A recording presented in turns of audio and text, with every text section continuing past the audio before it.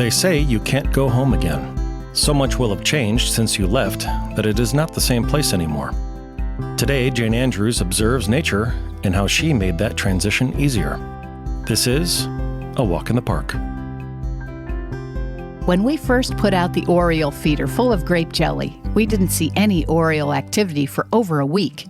The weather was unseasonably cool for spring, and I couldn't blame the Orioles for delaying their return. And so we waited. When they arrived, they knew exactly where the feeder was located. It seemed obvious that these birds had been here before. They were raised here, and they were coming home.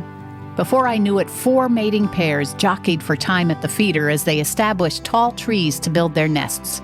The Orioles could actually be siblings, but their competitive behavior made it difficult to pinpoint a connection.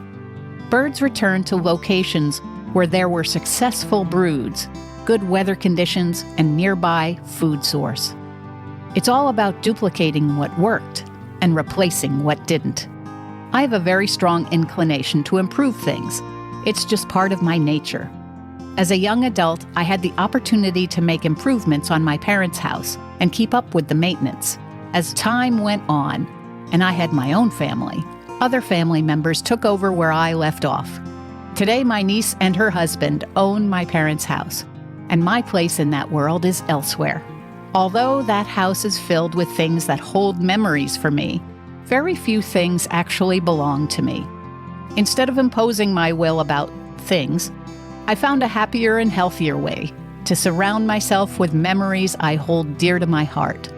It all started with a chance trip to an antique market.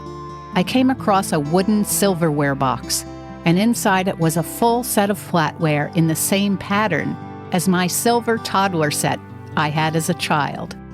The joy I felt was like finding a long-lost friend, and I couldn't let it go. I didn't have any money for it, so after begging them to hold it for me, I went home and gathered antique things of mine I could part with, and they were very willing to make the trade.